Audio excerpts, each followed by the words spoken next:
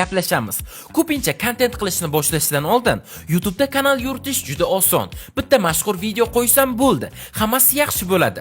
Monetizatsiyani yoqaman va pullar o'z-o'zidan oqib keladi degan fikrlar bo'ladi. Bu yaxshi. Shunday motivatsion fikr bilan ham ijodni boshlash mumkin. Ammo 99% kanallar birinchi muvaffaqiyatsizlikdan keyin taslim bo'lib ketishadi. Aynan qolgan 1% odamlargina nega bunday bo'ldi deb o'zlariga savol berishadi. Ular prosmotrlarni ko'paytirish uchun nima qilish kerak? 4000 soatni qanday tez yig'ish mumkin? 1000 ta obunachini qanday tez olish mumkin kabi savollarni qidirib, shular haqida videolar tomosha qilishadi. Agar siz ham ular qatorida bo'lsangiz, tabriklayman. Chunki sizning kanalingiz yaqin orada mashhurlikka erishadi. Endi asosiy mavzuga qaytsak, 9 ta muhim jihatdan birinchisi realroq fikrlash. Siz YouTubermisiz? Demak, haqiqatga yaqinroq o'ylash kerak. Shunchaki video tayyorlash, montaj qilish va yuklash bilan hammasi bitdi deb o'ylamang.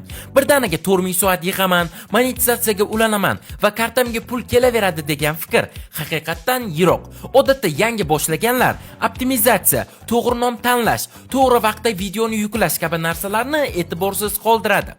Keyin esa prosmotrlar soni tushib ketganda hammasini to'g'ri qildim-ku, nima uchun bo'lmadi deb YouTube'ni ayblashadi. Ikkinchisi, juda erta tark etmang.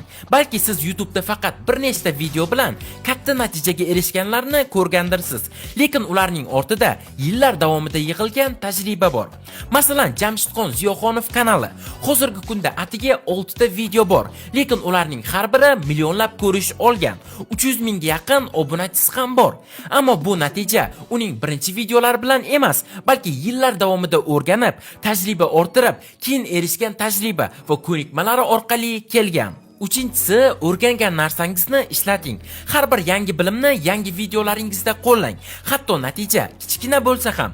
Masalan, prosmotrlar faqat 1% ga oshsa yoki bitta yangi obunachi qo'shilsa ham bu o'sish degani. To'rtinchisi, to'g'ri maslahatni tanlang. Har xil YouTube kanallar sizni chalg'itishi mumkin. Faqat nomga e'tibor qarating. Faqat bitta usulni ishlatib mashhur bo'lasiz kabi oddiy, lekin xato maslahatlar ko'p uchraydi.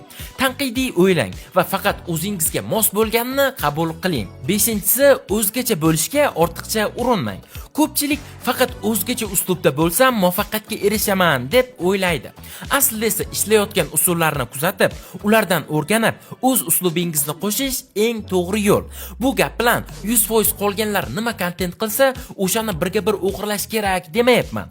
Ko'chirganda ham mohirona ko'chiring. O'z yo'nalishingizdagi blogerlarni 4-5 tasini kuzating, analiz qiling va ularning barchasida bor asosiy o'xshashliklarni aniqlab, o'zingizdan nimadir yangilik qo'shing. 6-inchisi, YouTube kanalingiz to'g'ri ochilganligiga va to'g'ri sozlanganligiga e'tibor bering. Shunchaki kanalni ochib, darrov kontent yuklash bilan ish hal bo'lmaydi. Na qoniqarli prosmotrlar va na o'zingiz xohlagan natijani olasiz. Shu sababdan eng boshidan kanalingizni to'g'ri ochish va nastroyka qilishga vaqt ajrating. Biz esa bunda sizga yordam berishimiz mumkin. Agarda sizni o'z kanalingiz bor, lekin kanalingiz yurmayotgan bo'lsa, biz sizga professional tarzda nastroyka qilib berish